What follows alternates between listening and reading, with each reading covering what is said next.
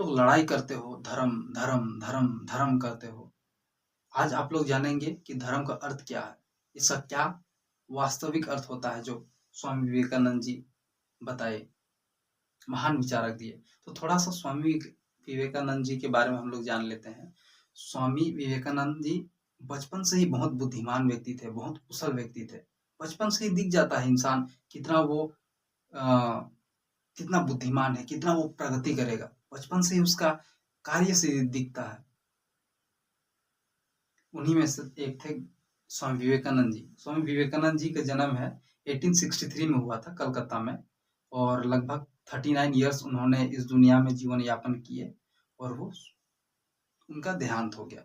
तो बहुत सारे कार्य किए, उनमें से एक है 1893 में जब पार्लियामेंट रिलीजियस कॉन्फ्रेंस हो रहा था शिकागो में, तो उन्होंने एक महत्वपूर्ण वाक्य का प्रयोग किया। वो वाक्य है, वहाँ जितना भी लोग थे, वो सबको पारी-पारी से सबको एक संबोधन के रूप में दिया जाता था। तो स्वामी विवेकानंद जी सबसे हटकर बोले। सभी बोलते थे लेडीज एंड जेंटलमैन्स, लेकिन स्वामी विवेकानंद जी अमेरिका को संबोधित करते हुए कहा my brothers and sisters America's. तो इसी से उसका ग्लोबल रिकॉग्नाइजेशन हुआ। इसी से वो बहुत विख्यात हुए और उन्होंने बहुत सारे लोगों को प्रभावित किए और माना जाता था वो 700 किताब पढ़ते थे और याद कर लेते थे एकदम एग्जैक्टली। तो बहुत महान व्यक्ति थे जो बहुत कम लोग बन पाते हैं, नहीं भी बन पाते हैं। तो उन्हीं के बारे में हम लोग जानेंगे। तो इन्होंने एक वाक्य कहा था, बहुत मेरे को दिल में लग गया था। उन्होंने कहा था कि मैं जब एक रिपोर्टर उनसे पूछी कि तुम यहाँ लाल टर्बन पहनते हो, टोपी, और यहाँ लाल वाला सेफ्रॉन रोब्स पहनते हो, क्या साधु जैसे पहनते हो, अच्छा पहनना चाहिए जेंटलमैन। तो उन्होंने महत्वपूर्ण वाक्य उन्होंने प्रयोग किया। उन्होंने कहा you are recognised by your tailor's taste cloth but our culture our India is recognised by our character. मतलब तुम्हारे दर्जी जो सिलता है उससे तुम्हारा पहचान होता है, लेकिन हमारा पहचान हमारा चरित्र में होता है। कितना महान वाक्य उन्होंने कहा। तो वही हम जानेंगे इस महत्वपूर्ण टॉपिक के बारे में, स्वामी विवेकानंद जी। ठीक। तो सबसे पहले आते हैं स्वामी विवेकानंद का व्यवहारवाद सिद्धांत। तो ये कहता क्या है? तो व्यवहार व्यवहार मतलब समझते हैं प्रैक्टिकल, प्रैक्टिकल वेदांत। सिंपल सी बात है।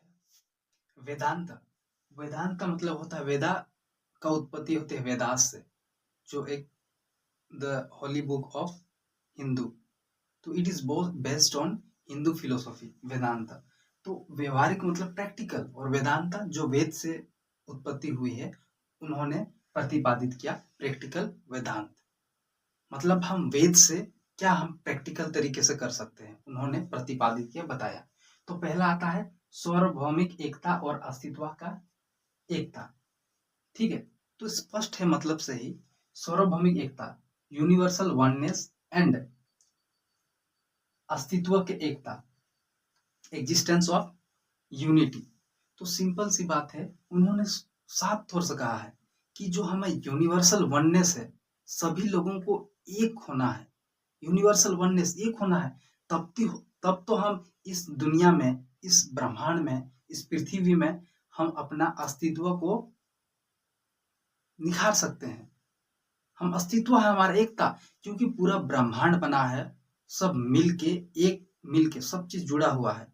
All phenomena are interlinked with each other, सभी को एक से जुड़ के एक ब्रह्मांड बना है, एक सृष्टि बना है। उसी प्रकार यूनिवर्सल वननेस, हम सभी को एक होना है, वही हमारा अस्तित्व का पहचान है। यही स्वामी विवेकानंद जी बताते हैं। दूसरा हम आते हैं मानव की सेवा। मानव की सेवा, देखो उन्होंने कितना अच्छा चीज बोला, मानव की सेवा। आजकल कौन करता है मानव की सेवा? आप बताओ। एक मानव की सेवा कर देंगे, अरे मैं तुम्हारे लिए ये किया, मैं तुम्हारे लिए वो किया, तुम्हारे लिए वो किया, तुम्हारे लिए वो किया। अरे कोई मानव को सेवा नहीं करते हैं। Give and take, give and take, ये हम करते हैं। मैं दे रहा हूं तो मुझे वापस चाहिए। हम कहा मानव सेवा कर रहे हैं? हम तो दे रहे हैं दूध, लेकिन हमको वापस चाहिए डबल ब्याज के साथ। तो हम मानव सेवा नहीं कर रहे हैं। We are not doing human service. यही बताते हैं। देखो कितना महान विचार है, लेकिन हम तुच्छ इंसान, तुच्छ छोटी सोच रखने वाला इंसान, गिव एंड टेक थ्योरी हम करते हैं। तीसरा आते हैं आध्यात्मिक और भौतिक जीवन की एकीकरण, spiritual and materialism life, materialistic life. तो इसमें स्वामी विवेकानंद जी ये बताते हैं कि हमको आध्यात्मिक साथ साथ अपना जीवन को, मेटलिस्टिक जीवन को भी साथ में लेके चलना है। ये नहीं कि पहाड़ में चल गए, ये नहीं कि जंगल में चल गए और बाबा जी से बैठे हो। हमको आध्यात्मिक जीवन को भी साथ में लेके चलना है और भौतिक जीवन को भी साथ में लेके चलना है। बिटवीन बैलेंस, गौतम बुद्ध भी कहा था, we should balanced each other and we should live in this existence, in this world. उन्होंने वही कहा, हमको आध्यात्मिक बनना है और साथ में हमको वस्तु, जैसे किसी को घूमना पसंद है, किसी को लोगों से रहना पसंद है, किसी के साथ घूमना उसको अच्छा लगता है, किसी के साथ हर चीज मेटेरियलिस्टिक, मतलब कोई वस्तु। ये नहीं कि सब छोड़ दिए और सब हट गए और हम केवल आध्यात्मिक पूजा कर रहे हैं। हमको साथ में लेके चलना है, आध्यात्मिक भी बनना है। हमको धन भी कमा सकते हैं, हम धन भी अर्जित कर सकते हैं, हम सेवा कर सकते हैं। भाई धन कमाएंगे तब तो हम सेवा कर पाएंगे, लोगों को हेल्प कर सकते हैं। यही स्वामी विवेकानंद जी बताते हैं। चौथा में आता है आत्म साक्षात्कार और आंतरिक स्वतंत्रता, self realisation and inner peace, inner freedom. इसमें क्या बोलते हैं, अपने आत्म ज्ञान को जागरूक करना है, हम आत्मज्ञान को जागरूक करना है और सभी अहंकार को, सभी जो हमारे अंदर जो गंदी विचार है, जो दुष्ट विचार है, उसको हटाना है, उससे परे हमको जाना है। तभी हमको आंतरिक सुख प्राप्त हो सकता है। इसी में बोलते हैं इंटरनल हैप्पीनेस, आंतरिक फ्रीडम। तभी तो हमको फ्रीडम होगा। हम चोरी किए हैं, हम दूसरे को मार रहे हैं, हमको पीट रहे हैं, हमारा अंदर कहाँ से फ्रीडम आएगा? फ्रीडम आ ही नहीं सकता है। उसी को बोलते हैं वी शुड सेल्फ रियलाइज्ड, आत्मज्ञान हुई है, आत्म। ठीक है, अब आते हैं पांचवा, धर्म का सामंजस्य। देखिए कितना बड़ा महत्वपूर्ण चीज बताए, धर्म का सामंजस्य। हम धर्म धर्म धर्म करके लड़ते रहते हैं, हम उसको मारते हैं, हम इसको पीटते हैं, हम उसको पीटते हैं धर्म के लिए, कि तुम्हारा भगवान मेरा भगवान को पटक नहीं दे सकता, मेरा भगवान तुम्हारा भगवान को पटक देगा, बोल के पूरा दुनिया लड़ रहा है। लेकिन वो बोलते हैं कि सभी धर्म एक है, रास्ता अलग अलग हो सकता है, लेकिन सभी धर्म का उद्देश्य क्या है? ईश्वर मार्ग, ईश्वर के पहुंचने तक रास्ता है। It is the path to reach the road to heaven, to God, वही कहा था। लेकिन हम धर्म के नाम पर लड़ते हैं, गधों जैसा काम करते हैं। लेकिन सभी धर्म का उद्देश्य एक ही है, ईश्वर प्राप्ति, सत्य का प्राप्ति, यही बताते हैं। तो हमको सीखने की जरूरत है इससे। अब आते हैं शिक्षा, छठवां, शिक्षा और सशक्तिकरण, एजुकेशन एंड एम्पावरमेंट। देखो एजुकेशन एम्पावरमेंट, कितनी बड़ी बात इन्होंने कहा। एजुकेशन नहीं रहेगा तो इंसान क्या कर सकता है? मजबूत इंसान। जिसके पास ज्ञान नहीं है तो एम्पावर कहाँ से होगा, और एम्पावर नहीं है तो दूसरे को एम्पावर कैसे करेगा? यदि मेरे पास ज्ञान है तो मैं बहुत सारे लोगों को प्रभावित कर सकता हूँ, पढ़ा सकता हूँ, उसको शिक्षित कर सकता हूँ और आगे बढ़ने का प्रोत्साहित कर सकता हूँ। तो शिक्षा एक महत्वपूर्ण योगदान है जो हम इस दुनिया को बदल सकते हैं।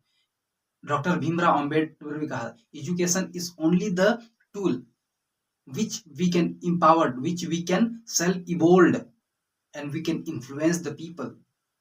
कितना महान! शिक्षा ही इस दुनिया को बदल सकता है।